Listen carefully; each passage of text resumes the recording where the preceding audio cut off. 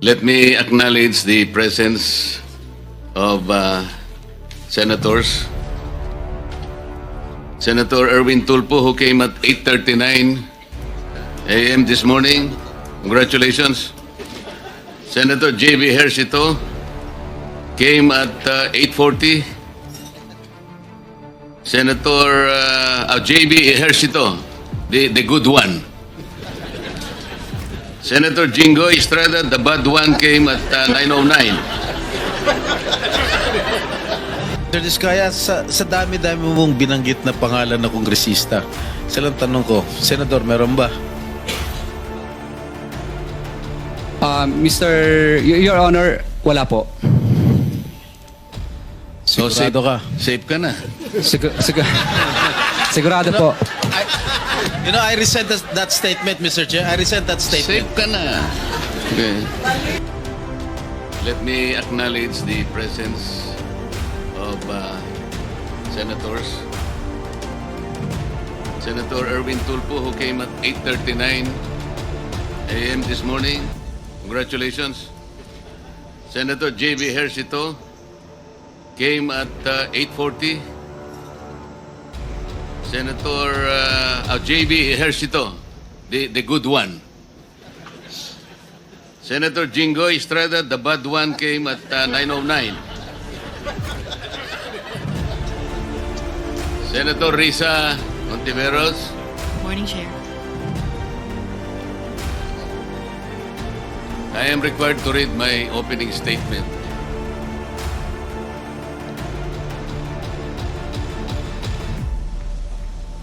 Ang haba naman ito. Senator Estrada. Mr. Diskaya, sa dami-dami mong binanggit na pangalan na kongresista, silang tanong ko, Senador, meron ba? Your Honor, wala po. So, safe, Sigurado ka? safe ka na. Sigurado po. I resent that statement, Mr. Chair. I resent that statement. Safe ka na. Okay. Diba? Safe na. Mr. Chair, I move that you strike of the record that you Alam mo naman, biro lang naman yun eh. Wala yun. Mr. Chair. So, Magkano ang pinakamalaking sa isang araw? Magkano ang pinakamalaking delivery mo doon sa DPWH? Hindi po kasi pare-parehas, Your Honor. Na yung pinakamalaki lang, gusto ko malaman. sandali lang. Para medyo linawin, Senator Jinggoy. Ilang projects bang pinag-uusapan natin dito? Actually po, marami po yun. Hindi nga, bigyan mo kami ng estimate lang. Ilang projects bang pinag-uusapan? Minsan po kasi nakakakolekta na po sila ng 90%, 80%. Tapos, kukumpitin ko po yun. Ano po, Hindi kasi tinatanong ni Senator Jinggoy, bigyan mo kami kanya ng dahilan kung bakit hindi ka dapat ma-cite in contempt. Tama naman siya. Opo. Ganito na lang para madali, ano? Meron nang na-establish na ghost projects. Halimbawa, itong dito sa Barangay Birhen de los Flores, Santa Barbara, Tiaong, Baliwag, Bulacan, ano? At saka itong dito sa Bocaue River, Igulot Section, tributary, ano? Ano na ito eh, verified na eh. Itong dalawa, i-verify siguro, pero parang ghost projects na rin.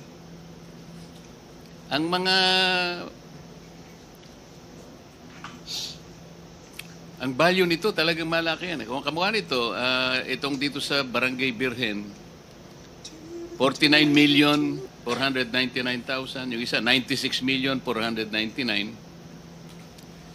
Tapos yung dalawa, 77 million. Another 7. Halos pareho pa yung, halos pareho pa yung value eh.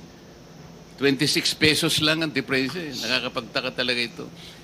So dito sa apat na proyektong ito, magkano ang, ito ghost ito eh, magkano ang napunta sa inyo? Actually po, Your Honor, 3% lang po yun. Yung royalty. 3% ang nakuha mo, di ba? Ngayon, si Mr. Arevalo, 2.8%. Kung ito'y ghost projects, pag tiningnan mo to, mahigit halos 300 million ang pinag-uusapan dito eh. Kung 3% ka lang, 2.8% si Arevalo, napupunta yung karamihan dito. Kanino napupunta? Senator Jinggoy, ikaw na. Wala tuloy ito, singit ka kasi nasingit eh. Bumabawi ka talaga. Hindi, pero importante yung direksyon niya. Kailangan malaman kanino napunta talaga yung pera. Sige, boss. Ang tanong ko kanina, ano yung pinakamalaking amount na dineliver mo sa isang araw sa DPWH? Ang alam ko po is nasa 240. Sa isang araw? Saan mo putol-putol yan? Ay, di po. Pwede ko po ba makuha yung listahan ko po para... Hindi. Siyempre, alam mo na rin yun. 240 million sa Apo, isang araw. minsan po- Nakapag-deliver ka. Apo, minsan po kasi putol-putol. Minsan na 145 tapos 100. So, ibig mo sabihin, it's more than 240 million. Am I right? Am I correct? Yes po. Sir Diskaya, sa dami-dami mong binanggit na pangalan na kongresista, isa lang tanong ko, Senador, meron ba? Your Honor, wala po. So, Sigurado ka? Safe ka na. Sigurado po. You know, I resent that statement, Mr. Chair. I resent that statement. Safe ka na. Okay. Diba? Safe na.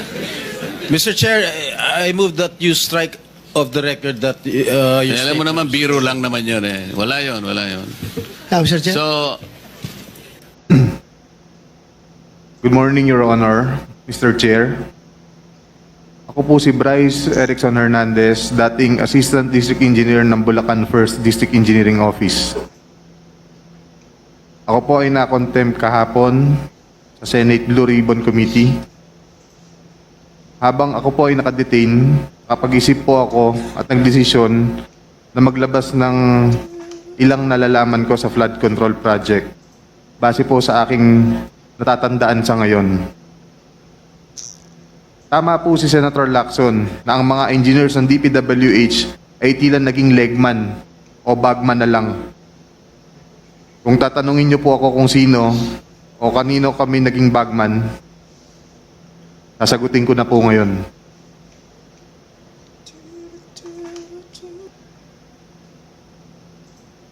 Sabi ni Senator Marcoleta kahapon, ligtas ka na. Hindi po ito totoo. Si Senator Jinggoy Ejercito Estrada, Senator Joel Villanueva, Yusek Robert Bernardo, at D. Alcantara. Si Senator Jinggoy po ay nagbaba ng 355 million ngayong 2025 sa mga ilang projects sa Bulacan.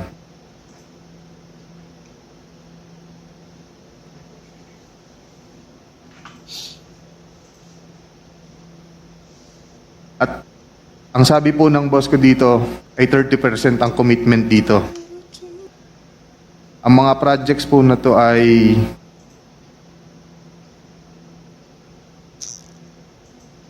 construction of flood mitigating structure with pumping station and floodgate phase 3 sa Hagonoy, Bulacan. Flood control mitigating structure with pumping station and floodgate sa Malolos, Bulacan. Hindi ko na po babasahin lahat to. Isasama ko po to sa aking written statement. No, mahalaga pong basahin yung buong listahan ng mga proyekto. Sige po, These are Your the line items that everyone has been talking about, so I think the nation deserves to know which particular line items that are in the GAA that are being implemented for these particular personalities. Mr. Chair, may I also request that he be directed to read the entirety of his salaysay? Yes. And not to select portion of his salaysay. Para Yes, po he will. klaro. I think he will be required to read the entire. But we need the specific line item in the General Appropriations Act to be able to tie these particular projects to political personalities, not just DPWH engineers, not just contractors. Please proceed. Mr. Chair, may I also ask that the amounts also be read Yes, I think if it- it's important that the public will also know the Yes, amount. if it is available, Engineer Hernandez, please mention the amount as well. Mr. Chair, saglit na interjection lang. After the statement of Sir Bryce, may we have the copy of his statement para po makapagtanong din yung mga members based on his ongoing statement. Salamat. If that is practicable, Deputy Speaker, we will ask him to do it, but it is a written, handwritten statement. So I think we have to listen to his entire salaysay first. Please proceed with the line items, please. Let me repeat it, Your Honor. First, construction of flood mitigating structure with pumping station and floodgate, Phase 3, Barangay Mercado, Hagonoy, Bulacan, with an allocation of 60 million pesos. Number 2, construction of flood mitigating structure with pumping station and floodgate at Mambog Creek, Phase 3, Malolo City, Bulacan, with an amount of 45 million pesos. Construction of flood mitigating structure with pumping station and floodgate, Phase 3, Barangay Iba, Hagonoy, Bulacan, amounting to 60 million pesos. Construction of flood mitigating structure with pumping station at Calero Creek, Phase 3, Malolo City, Bulacan, with an amount of 50 million pesos. Construction of flood control structure including pumping station and floodgate, Phase 3, Barangay Mayto, Kalumpit, Bulacan, with an amount of 60 million pesos. Construction of flood mitigation structure with pumping station and floodgate at Barangay Santo Rosario Creek, Phase 3, Malolo City, Bulacan, with an amount of 40 million pesos. And last, construction of flood mitigation structure including pumping station and floodgate, Phase 3, Barangay Carillo, Hagonoy, Bulacan, with an amount of 40 million pesos. And all of that with a total of 355 million pesos, Your Honor. This is supposedly the allocation of which political personality? Senator Jinggoy Ejercito Estrada po, Your Honor. Thank you for the clarification. You can proceed with reading the handwritten statement. Chair, may I continue? Let him finish the handwritten statement. Tapos lang po yung handwritten statement ang pagbasa. Nagbaba po si Senator Jinggoy at ang kanyang SOP dito ay 30%. As per our District Engineer Henry Alcantara. Dineliver ito nung lumabas ang mga item na to sa GAA. Mga driver namin sa DPWH Bulacan First ang nag-deliver sa kausap nila. Si Christian Santiago at saka si Andre Balatbat. Galing din ito sa utos ni D. Alcantara. Noong 2023 naman, naglabas ng 600 million si Senator Joel Villanueva at ang SOP nito ay 30% din. If I'm not mistaken, sorry. Pwede kong sabihin ko po kung anong mga projects to, mga line item din. Please proceed with disclosing the line items so the nation may able to tie the line item to the political personality involved. First, rehabilitation of flood control structure along Balagtas River, Barangay Panginay, Tuwawa, Phase 3, Balagtas, Bulacan, with an amount of 75 million pesos. Construction of Bukawe River Flood Mitigation Structure, Station 12, plus 589 to Station 12, plus 739, at Barangay Bambang, Bukawe, Bulacan, with an amount of 75 million pesos. Construction of Bukawe River Flood Mitigation Structure at Station 4 plus 204 to Station 4 plus 354 at Barangay Turo, Bukawe, Bulacan, with an amount of 75 million pesos. Construction of Bukawe River Flood Mitigation Structure at Station 3 plus 036 to Station 3 plus 236 at Barangay Kaingin, Bukawi, Bulacan. Construction of this also has an amount of 75 million pesos. Number 5, construction of Bukawi River flood mitigation structure, Station 5 plus 466 to Station 5 plus 667 at Barangay Bunlo, Bukawi, Bulacan, with also an amount of 75 million pesos. Construction of Balagtas River flood mitigation structure at Station 3 plus 533 to Station 3 plus 683 at Barangay Santol, Balagtas, Bulacan, with an amount of 75 million pesos also.